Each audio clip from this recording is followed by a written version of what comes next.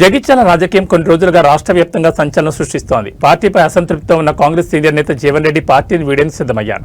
రాజీనామా ముహూర్తం ఫిక్స్ చేసుకున్నారట. ఈ నెల 25న అనుచరులతో కలిసి జీవన్ రెడ్డి రాజీనామా చేయనున్నట్టు తెలుస్తోంది.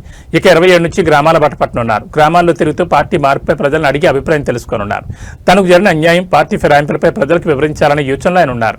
ఏప్రిల్ 10 లోపు బీఆర్ఎస్ లో చేరనున్నట్టు తెలుస్తోంది. హైదరాబాద్ కి లేదా ఫామ్ హౌస్ కి రావాలని బీఆర్ఎస్ వర్గాలు కోరినట్లు సమాచారం. జగిత్యాలలో బహిరంగ సభ ఏర్పాటు చేసి తీరతానని, కేసీఆర్ రావాలని జీవన్ చెప్పినట్లు తెలుస్తోంది. మరోవైపు ఇప్పటికే పలు దఫాలుగా జీవన్ రెడ్డిని కాంగ్రెస్ పెద్దలు బుజ్జగించారు. మంత్రులు వచ్చి కూల్చేసే ప్రయత్నం చేసినా ససేమిరా అన్నారు.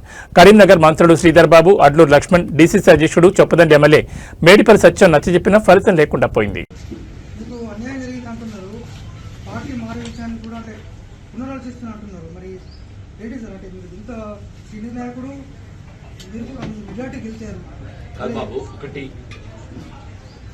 నా గురించి పార్టీతో నాకున్న అనుబంధం మీకు తెలుసుకో.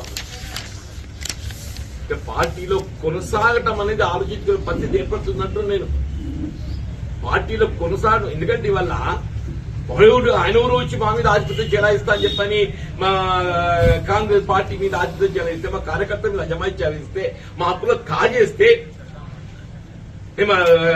కాంగ్రెస్ కార్యకర్తల యొక్క హక్కులను కాపాడలేక ఏం చేయాలి నేను? Please guide me, please guide me.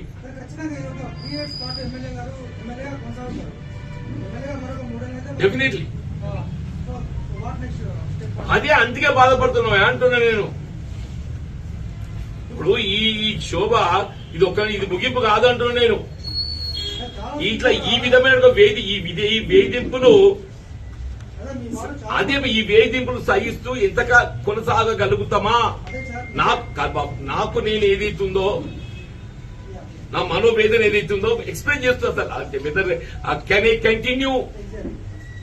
Continue ఈ వేధింపులు భరించగలుగుతానా? ఎంతకాలం భరించగలుగుతా? దీని పరిష్కారం ఏంటి అని నాకు నేను ఊహించలేకపోతున్నాను. నాకు నేను ఊహించుకోలేకపోతున్నా బాబు అంటున్నాను.